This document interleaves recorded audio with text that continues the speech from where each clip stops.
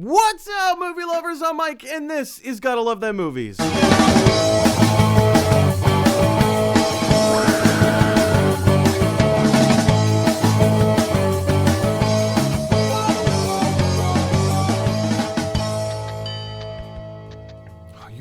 You guys, welcome back to Gotta Love Them Movies, your daily dose of movie news. I'm your host, Mr. Mike Brown. I'm here all the time, and a happy Groundhog's Day to everyone out there in movie and TV land. Thank you so much for joining us here for just an open discussion. We're going to talk about a few movie news type things. You guys, if you were living in New York City right now, you would know that the snow is coming down quite heartily right now. I think right now it's there's a pause in the snow action, but yesterday it was we got hit with a ton of snow. But we're not here to talk about snow. We're here to talk about Groundhog's Day. No, we're not going to rehash Groundhog's Day. But just in case you're joining us for the first time, we're talking about Groundhog's Day. No, I'm just kidding. We're not going to talk about Groundhog's Day. But just in case you are in fact joining us here for the first time, we're talking about Groundhog's Day. Okay, I think this bit has run its run the full gamut. Anyway, guys, happy Groundhog's Day to you. Hope everybody's having fun, having a good day. I hope the weather is treating you well. I hope people and places and things are treating you well. And so without further ado, we're gonna jump in and take some movie news. There's some stuff. There's some sad news you may have heard about, and then there's kind of some exciting news, and there's some head-scratching news. But before we can get into today's movie news, first I have to tell you, jump over to YouTube if you haven't done so already. Type in Gotta Love Them Movies in the top right-hand corner of the screen. You're going to see a little red rectangle that says subscribe. Go ahead and click on that button. What clicking on that button does is it helps us to widen our subscriber base. And with the more subscribers we have, the more watched video, or like the more watched content the channel gets, which therein enables me to earn ad revenue, making the show my full-time job. So I very much appreciate you going over to YouTube and clicking that subscribe button. Of course, as soon as we hit 1,000 subscribers, the live portion of the show will move from Facebook to YouTube. So just something to be on your radar there. All right, guys, with all of that down and out of the way, now it's time to go officially take some movie news. What? What? What? What? All right, you guys, let's jump right in with the first bit of movie news, and I gotta let you know, it's a bit of a downer. You may have heard yesterday, the news broke yesterday because the event happened yesterday. Actor Dustin Diamond sadly passed away from stage 4 lung cancer. If you're not familiar with Dustin Diamond, you may know him better as Screech Powers from the hit TV show Saved by the Bell. Saved by the Bell aired in the 80s and then was really popularized in the early 90s. And then, reruns kind of continued on throughout the 90s. There were various reboots. There was the college years. I believe there was another version of Saved by the Bell. And now currently on the Peacock streaming network or streaming service, there is another Saved by the Bell reboot where everyone has kind of grown up and gone on to do their own careers and whatever. Dustin Diamond was not a part of the most recent reboot, but I believe he was involved in all of the other reboots therein. His co-stars from Saved by the Bell have stayed in touch with him over the years, and that part is very heartwarming. There's in the social consciousness, I don't think that I'm speaking out of turn here, but I think there's this general attitude that Dustin Diamond's career has kind of gone down the tubes. A lot of the stuff that I've been reading, and I'm not the biggest Dustin Diamond fan. I'm not like, oh, I've watched all of his movies. I haven't. I've actually kind of changed my opinion ever so slightly of him in the past 24 hours since hearing of his passing and kind of looking into, what has he done, and some of his mental health issues and stuff like that. And given his situation and scenario, where he got typecast really early on, as kind of like the goofball, the weirdo, and of course Screech was the one that I connected with probably the most in that show, because I always felt like I was the outcast, like I was the weird kid. And let's be honest, in school, if you're watching this right now and you're a friend of mine from either high school or middle school or, elementary school, you would know I was the weird kid. I was the kid that would show up to school in a Bullwinkle costume. Yes, that is right. It was for no specific reason. It was just, hey, I feel like going to school today in costume. In high school, I dressed up as Doug Funny. You remember the old the Nickelodeon TV show? Doug. Yeah. So I dressed up as Doug one day, and I went to school as Doug. It just so happened to be, I think it was senior superlative day, and so I got my photo in the yearbook as Doug Funny for most unique personality. Go figure, right? Who would have known? So I'm keeping an eye on my autofocus. For whatever reason, yesterday, let me just turn it off. My camera has been doing this weird thing, so I'm just going to turn off autofocus.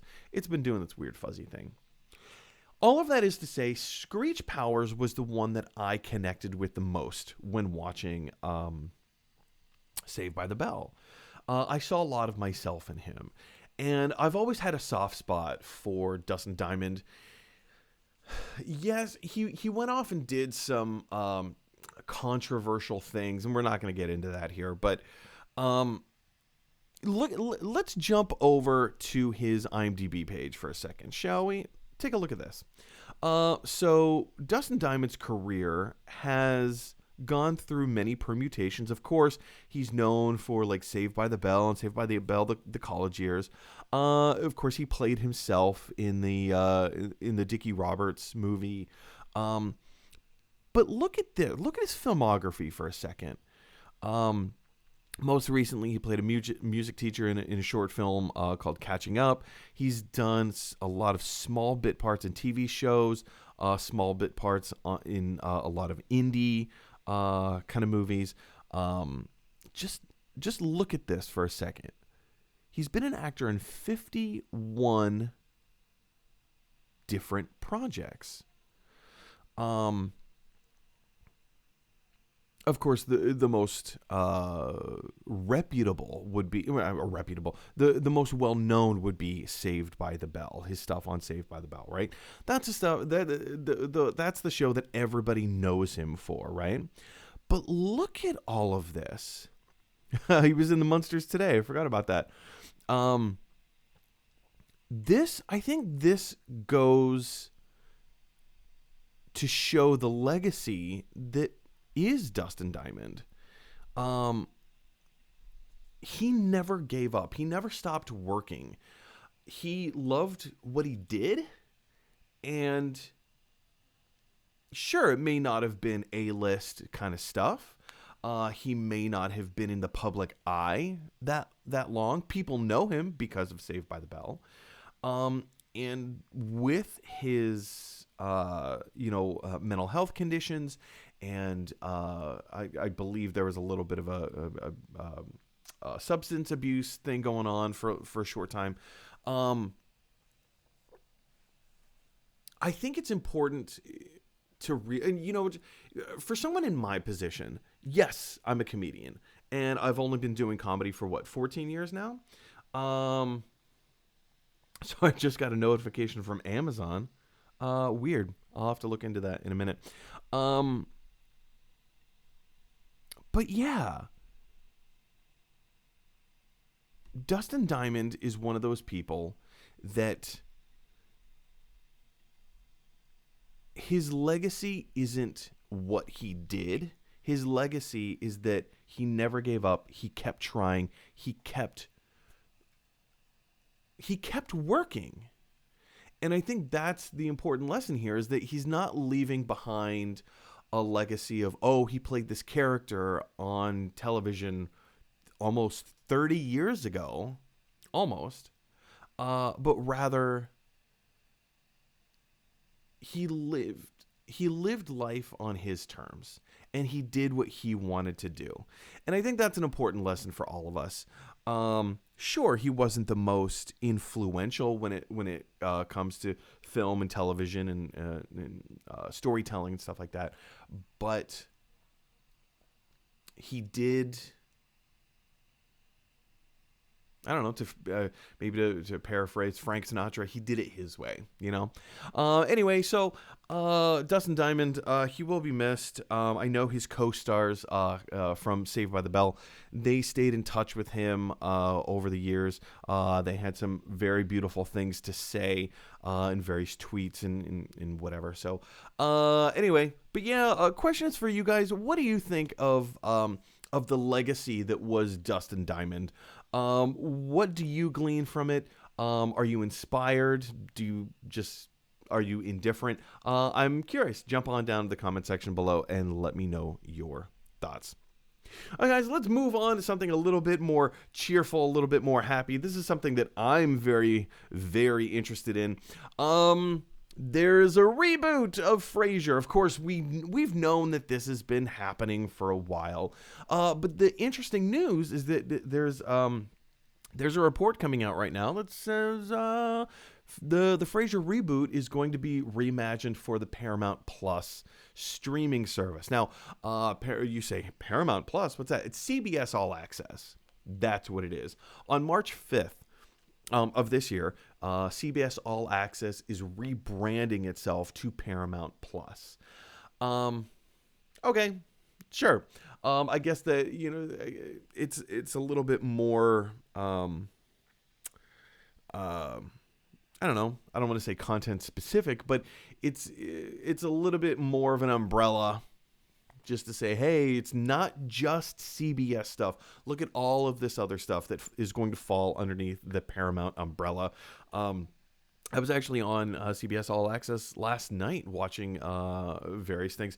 Nickelodeon, not the entire Nickelodeon archival library is on there, but I was watching like episodes of Are You Afraid of the Dark last night. Clarissa Explains It All, that's all there. The 2002, I think it was the 2002 the 2002 Teenage Mutant Ninja Turtles reboot was on there. There's a lot of cool stuff on there. BET, Comedy Central, what else is there? The Smithsonian Channel. They've got a lot of really cool stuff on there. And not to mention all of the CBS All Access original programming, like Lower Decks, like a whole bunch of Star Trek type stuff. The Stand, Stephen King's reboot of The Stand is on there right now, which I've been watching, which is, I'm enjoying it.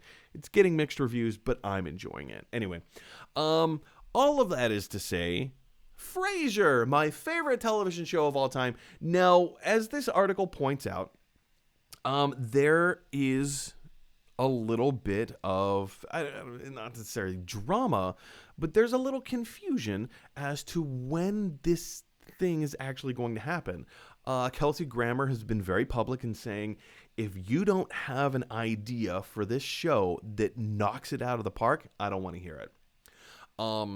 But apparently the entire the vast majority of the cast from the original Frasier, which ran from 93 to 2004, will be coming back. As says this report, this particular article's on Collider, so take that for what it's worth. I'm actually kind of interested. Of course, Frasier being my favorite show of all time. I'm looking forward to it. I don't have too much else to say about it. But guys, what do you think of a Frasier reboot coming to Paramount Plus?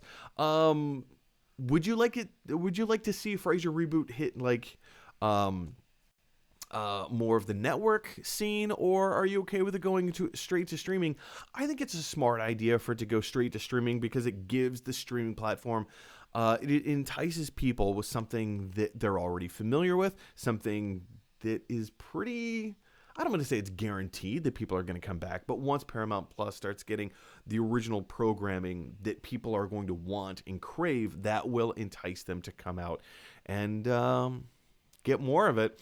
So yeah, I definitely think that it's a smart idea for them. Jump on down to the comment section below and let me know what you think of the new Frasier reboot going straight to streaming. All right, guys. Our next topic today. There's a few live comments coming in from Irene Carroll. Irene, I just want to let you know I will be addressing your comments at the end of the show, so don't go away. Stick around. Stick around. You're not being forgotten. All right. Our next topic today comes in the form of, let me preface this a little bit. Again, what is going on with my autofocus here, you guys? My apologies. This thing, it just started acting up the other day, and now I can't get it to do what it should be. That looks okay. Cool. So, Black Panther, the Marvel Cinematic Universe, the MCU, Black Panther 2, the passing of Chadwick Boseman, Ryan Coogler, Kevin Feige. These are all things, these are all elements being swirled around in a pot right now, you know? A few months ago, Ryan Coogler had the script for Black Panther 2 already written. It was already set. They knew the direction that it was going to go in, and they were getting ready to start filming. Then their main star, Chadwick Boseman, sadly passed away from cancer. Then it was announced a couple months later, or like a month later, at the Disney investors meeting, they will not be recasting the role of T'Challa, the Black Panther. To which I have been very public in saying that is a bad call. That is a bad move. I don't think it has anything to do with the disrespect of recasting Chadwick Boseman.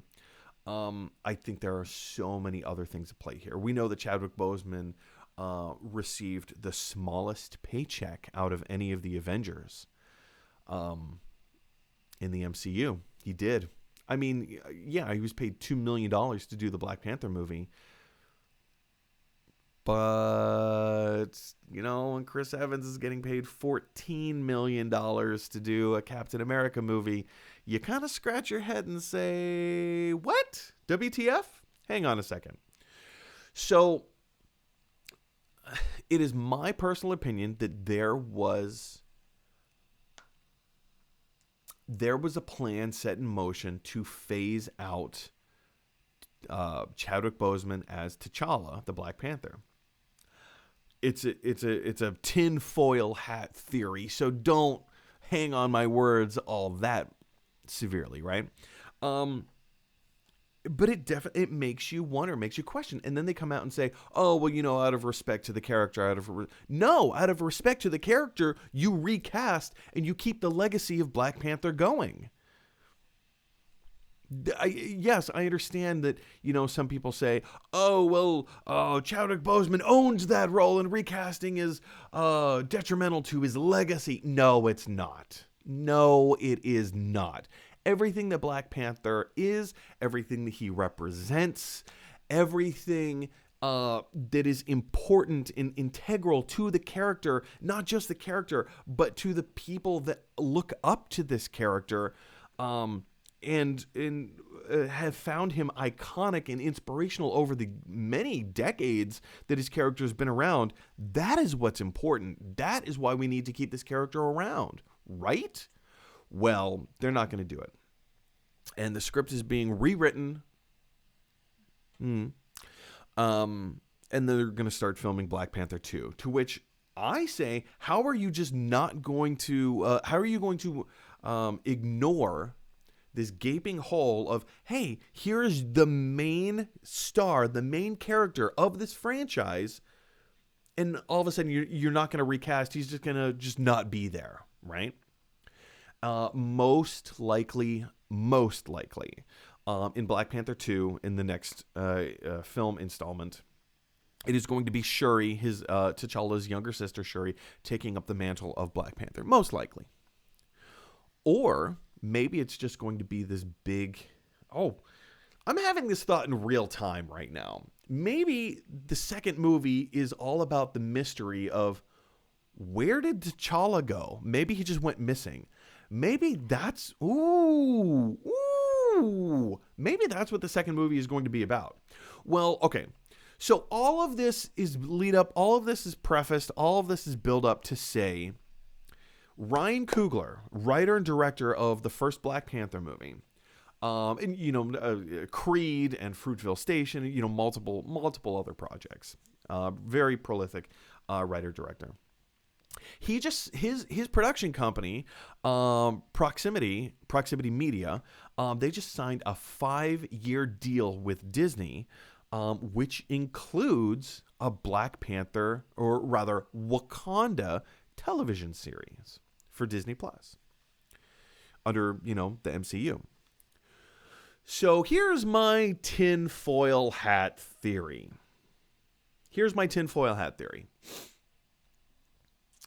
And of course, I literally just came up with this concept as I was speaking in real time.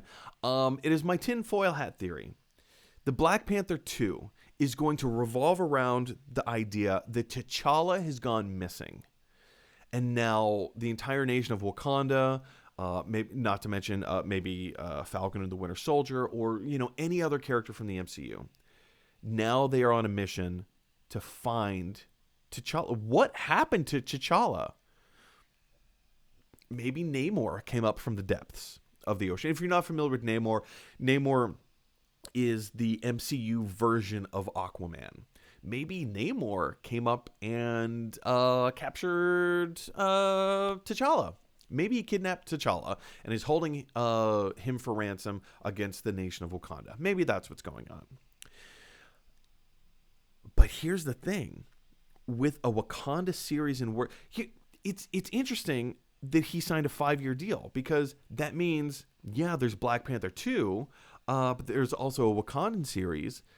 Is the Wakandan series going to be multiple seasons? Because it's not going to take 5. Maybe that includes Black Panther 3. Who knows? We haven't seen the details of this deal that Proximity Media signed with Disney.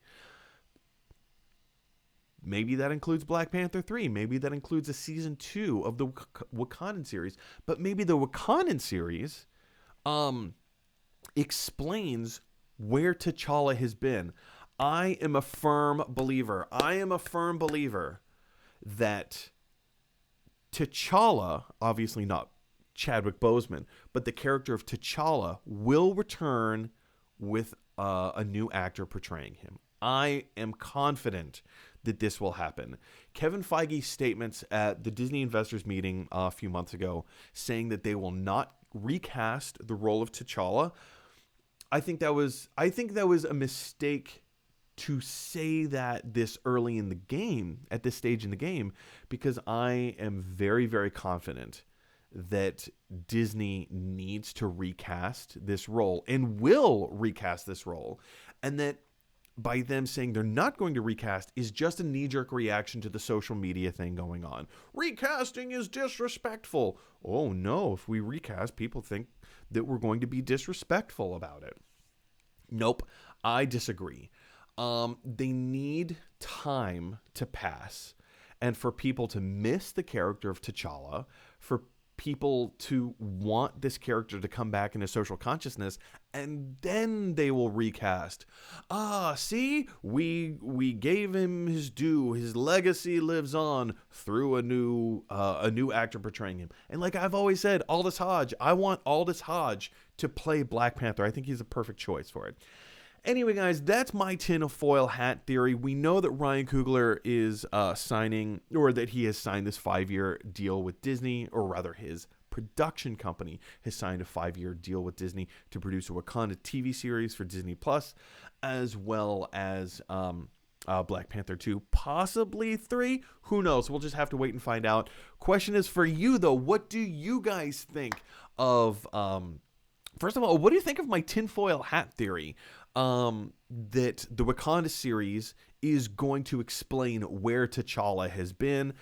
Black Panther 2 will be all be about the absence of T'Challa. Where's T'Challa been? Shuri now needs to take up the mantle of Black Panther. They go off on their adventures. Maybe at the end of the movie they find him. But Namor is heavily rumored to be an integral part of Black Panther 2. So, this could work. This could work if these are their plans. Anyway, what do you think of this? Do you think it's a ridiculous theory? What do you think of the Wakanda series coming to Disney Plus through Ryan Coogler? Do you think it's going to be something completely different? What are your fan theories? Jump on down to the comment section below and let me know your thoughts. Okay, guys, we have one more topic to cover, and that is this. If you've been hearing any of the news coming out from Australia and the MCU, you'd know that Thor 4, Thor Love and Thunder, is currently being filmed in Australia as we speak. Yesterday, was it yesterday or 2 days ago, the Daily Mail put out some images, some set photos.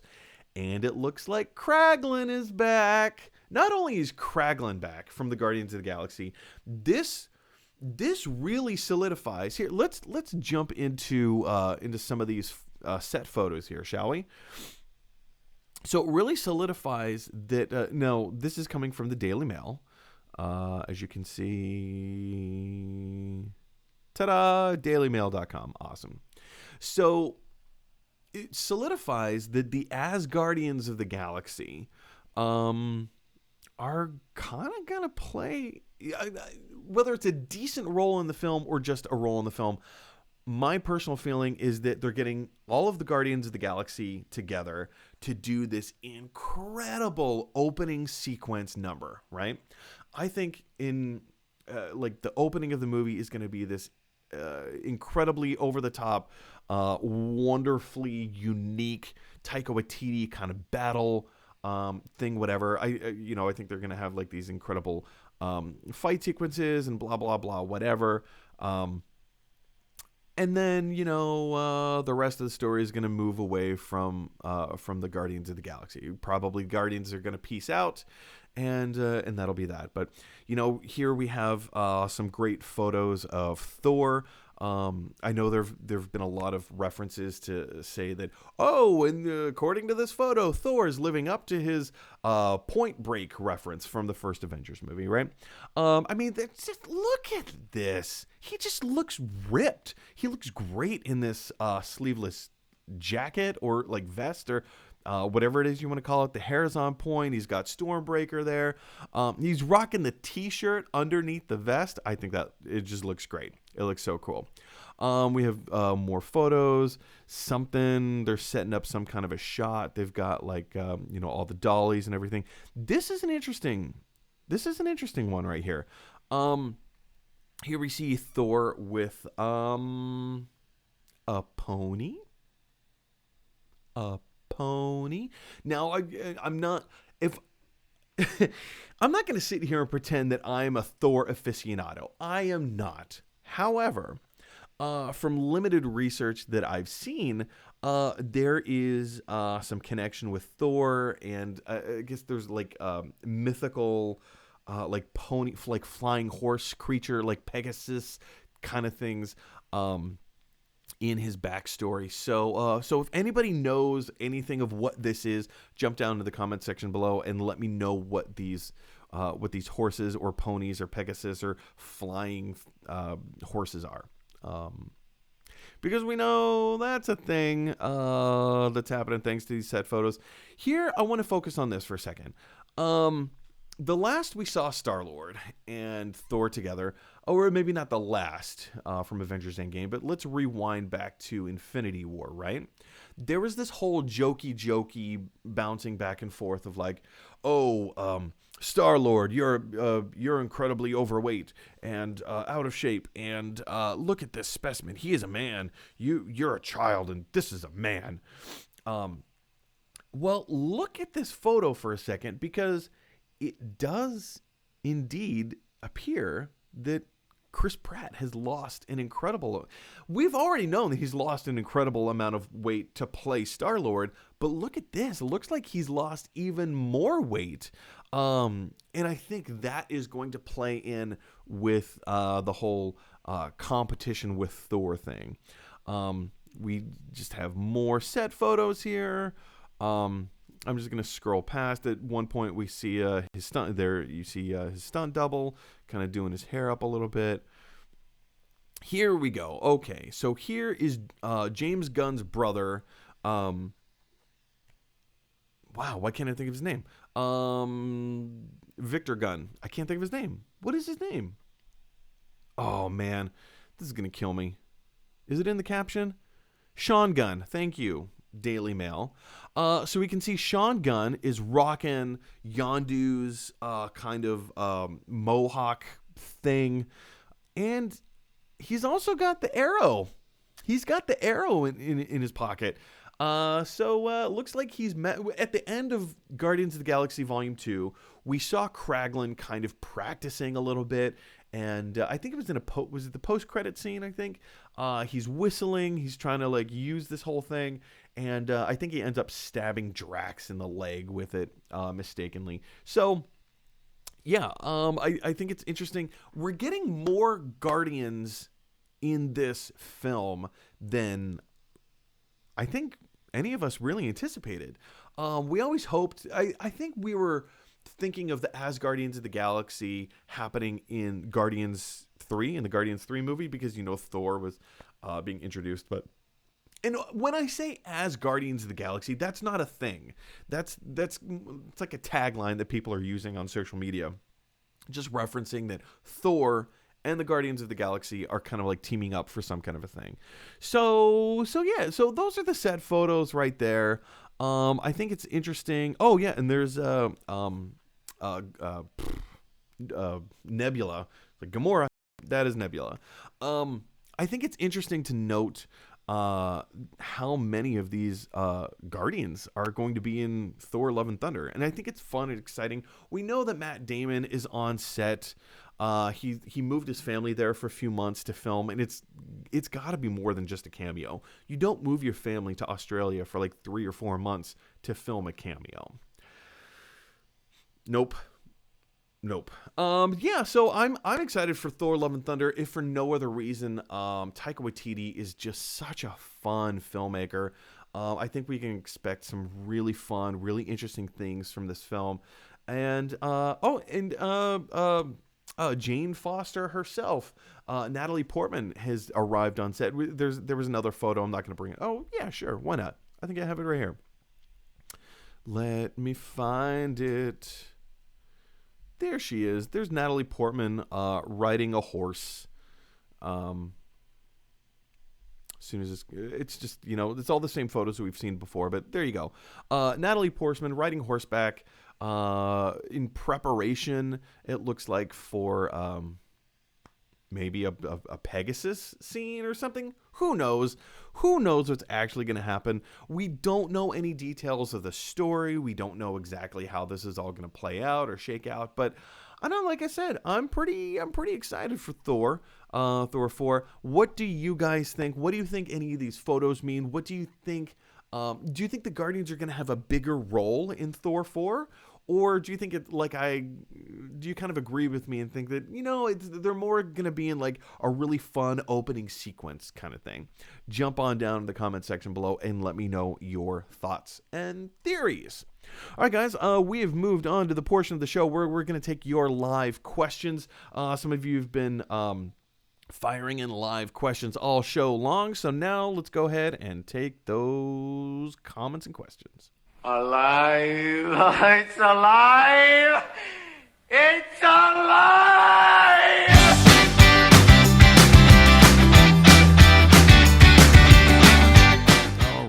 guys. Some of you have been firing in some comments and questions all show long, so let's go ahead and take some of those now. Hold on. I lost my place. Hold on a second, you guys. There we go. First comment comes from Irene Carroll, and Irene says, well, I wrote on my Facebook, DD, well, he was someone you knew if you were a kid. Oh, Dustin Diamond, sorry. Well, I wrote on my Facebook, Dustin Diamond, well, he was someone you knew if you were a kid from the 80s and 90s. And he was a ride or die friend. And growing up with that person in your life, it felt like he was my friend too, right? Yeah. I mean, Dustin Diamond was, he was kind of a ride or die kind of guy, right? And I had that strong connection with him.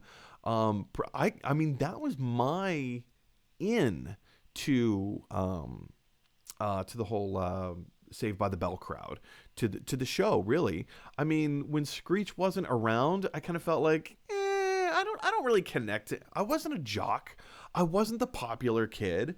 I wasn't a cheerleader. I wasn't this. I wasn't that. I was Screech. That's who I was. And yeah, I mean, he definitely came across as like that kind of person that always had your back. And, you know, that's something we talk about in improv all the time is I got your back. I got your back. I got your back.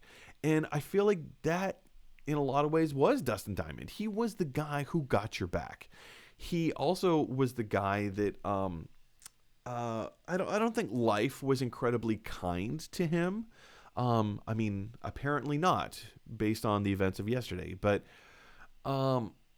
he seems like the kind of guy who took it on the chin. He took it with as much grace as he could provide at the time. And yeah, I agree with that. He was the kind of guy that was, he was the ride or die kind of guy. Irene goes on to say, also, ugh, Frasier is Trumper. Gross. Therefore, just saying no thanks. Yes. I don't, this is not a show where we get involved in politics. But yes, Kelsey Grammer is a supporter of former President Donald Trump.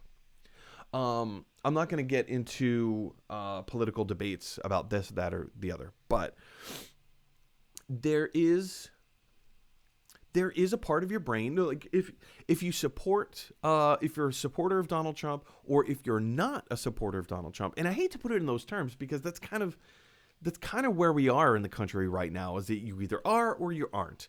And it sucks that there's such a stark division there, right? It just sucks. So if you are anti, let's take politics out of it for a second. Let's talk about ghosts. If you believe in ghosts, and I don't believe in ghosts, and I make very stark judgment calls about you for believing in ghosts, for the rest of my life, any project that you work on is going to be tainted by me saying, "Ugh, gross, you believe in ghosts." Or, you know, Tom Cruise is a great example as well. A lot of people refuse to watch Tom Cruise movies, not because he's a bad actor, not because he doesn't make a great fun action movie, but because of his religious affiliations. And I put religious in verbal air quotes, because of his religious affiliations, right? People look at the things that he believes and supports and sustains in his private life and make judgment calls and say, oh, well, I'm never going to watch another Tom Cruise movie again. Well, why not? You know, and I understand. I understand when it comes to more political debates, we are much more visceral. So I can't tell you not to watch Frasier. Frasier's my favorite television show of all time. It always has been. When I found out about Kelsey Grammer in his political affiliations, yeah, there was a part of my heart that kind of went, well, shoot. But the other side of the coin is look at everybody else in the show. The Cosby Show was also kind of a great example of this, in that when Bill Cosby, when all the news broke of how awful and disgusting of a human being Bill Cosby really was, people stopped watching the Cosby Show. And I get it. I mean, I was one of them. I kind of didn't want to watch that show anymore. But look at all of the other people that are losing out. All of the other actors that were on the show, the directors, the showrunners, the producers, they're all losing their residuals from that show as well. And it was an Academy Award winning show. It was acclaimed so much. And now nobody will ever watch the show again, thanks to the disgusting exploits of Bill Cosby himself. And everybody else loses. Everybody else loses. Same thing with the Woody Allen movie. Everybody that has ever worked on a Woody Allen movie loses because of one disgusting human being. Kevin Spacey, same thing. American Beauty, an Academy Award-winning film. Same thing with LA Confidential or Pay It Forward. What a great movie Pay It Forward is. Is anybody going to watch it now because Kevin Spacey's in it? I don't know. And it sucks because there are great stories that are told in this way. And, I can't tell anybody how to watch television. I can't tell anybody how to watch the movies that they want to watch. Because at the same time, I don't want to be told how to watch my movies or television shows. But I do understand the struggle. When you see that somebody supports something that you are against, even vehemently so, it taints the project. I, for one, choose to overlook that.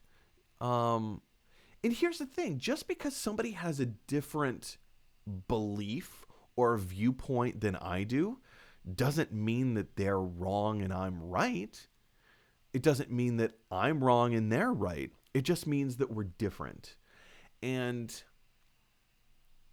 if I only want one demographic of people to support me in what I do, comedically, or even with the show, I would feel hypocritical. I would feel hypocritical because I want everybody to benefit. A few weeks on the show, I was talking about how I use movies and television shows to kind of reach across the proverbial aisle and say, we may differ politically, but at least we have the Avengers. We have Ninja Turtles. We have Deadpool. We have Disney. We have Batman. We have Pickle Rick. We have Stranger Things. We have Wolverine. We have Star Wars. We have all of these things to connect us and grow those relationships. Not to say that we need to put political stuff aside or to put our beliefs or religious beliefs or whatever. Not to say that we need to forget about that. Definitely not. But I feel like this is how we build relationships with people. We talk about healing the nation all the time. All the time, especially now that that we have a brand new president. I mean, that's one of his platforms, is to heal the nation and bring people together. This is my method. This is how I'm comfortable doing this is, hey, you like Frasier? So do I. Let's be friends, right? You like Ninja Turtles? So do I. Let's be friends. Anyway, I could go on and on and on about that, but those are my thoughts.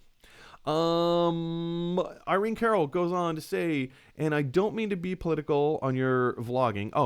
Following up from that comment, and I don't mean to be political on your vlogging, but my friend just walked past him, and he was unmasked, and I feel like you walk past an unmasked person right now, and they're trying hard to make a statement of uncaring. I agree. I know exactly what you're talking about. I have been very vocal on this show saying that in my other life, I work as a flight attendant on an airplane, and it sucks. It sucks that my job now has gone from providing safety and security and maybe a few comforts on a flight to policing the public and sometimes yelling at people to put their masks back on. I have had the authorities meet multiple aircrafts that I have worked, and it has been my judgment call because, nobody else wants to take responsibility for it. I will, because you're not wearing your mask. And yes, I will have the police meet the flight. And yes, you will be put on the no-fly list. Period. Because you are a flight risk. Because you're refusing to put your mask on. You're putting everyone's health in danger.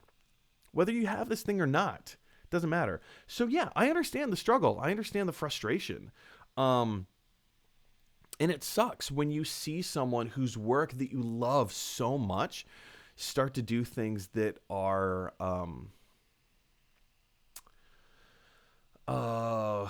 reckless, and disrespectful. I mean, yeah, everybody needs to make their own judgment call. I can't tell you how to feel about any particular thing. I don't know. I feel like we've kicked this dead horse enough. Speaking of dead horses, Irene says, riding a pony. Yeah. So again, like I said, I'm not a Thor aficionado. I don't know everything about the Thor comics. Yes, I'm more of a Marvel fan than I am a DC fan, and I'm fairly well versed. Maybe not as much as others, but I know a few good things about the Marvel comic history books. And Thor's magical mystical ponies, that is an area that I'm uneducated in, unskilled in. So yeah, if anybody knows anything more about that, I would be very interested to hear more about Thor and his magical ponies. Karen Alties writes, hello again, Mike. Well, hello, Karen. Karen, on yesterday's show, you had written a few comments that didn't make it into the live show. I guess there was like some kind of a technical glitch or a bug or something. But Karen, welcome back. Welcome back to the conversation. Irene Carroll, follows up by saying, I stayed. You told me to, and so I did. Haha, I see. The power of suggestion works. The power of suggestion works. Irene, go to YouTube and follow subscribe to my channel on YouTube at Gotta Love Them Movies. Do it now. Do it now. Anyway, yeah, power of suggestion. Guys, thank you so much for sticking around. Thanks so much for being part of the conversation, giving us things to talk about and postulate on. This is my favorite part. This is yes, this is kind of more news-y, networky, broadcasty kind of a show, but this is my favorite portion of the show, is when people reach out with comments and questions, and we get to have a conversation, get to have a dialogue. This is my favorite part of the show. Yes, I love talking about theories and what does the Black Panther television show really mean for the MCU? All that stuff is great. But this is my favorite part. Irene follows up again by saying, I will subscribe. I don't know why, but I'm compelled. Ooh. Yeah, Irene, you are just the sweetest. Anytime that we have an opportunity to perform on stage, I love it. It just makes me so happy. Of course, all the theaters are shut down right now, so maybe Irene, maybe you should come on the show as a guest. Let's have you on as a guest. Let's talk after the show is over, and let's see if we can figure out a time to get you on the show so that we can have this verbal back and forth conversation with each other. Oh, and now you sent a heart. Well, you're just the sweetest. You guys, thanks so much for watching Gotta Love Them Movies. I'm your host, Mr. Mike Brown. I'm here all the time. And if you guys, oh, that's a pet peeve of mine, and I just crossed over into that territory. So whenever people make an if-then statement, if blah, blah, blah, blah, blah, blah, blah, then blah, blah, blah, blah, blah. Flight attendants do this all the time. Next time you're on an airplane, which hopefully isn't anytime soon, but if you are, pay attention to this because flight attendants do this all the time. Ladies and gentlemen, if you will just put your seatbelts on, we greatly appreciate it. Wait, you gave an if-then statement, but no, you didn't offer then. If you put on your seatbelts, then what? And I guess in this particular statement, kind of the then was implied by saying then we would appreciate it, but they do that all the time. Ladies and gentlemen, if you will pass your garbage to the center aisle. Thank you. What? Just keep an ear out for that. We do it all the time. It's awful. Irene says, why? Yes, please. Let's make it happen, Irene. You guys, if you like this show, click like. If you really like this video, click subscribe. And if you really, really like this show, click share.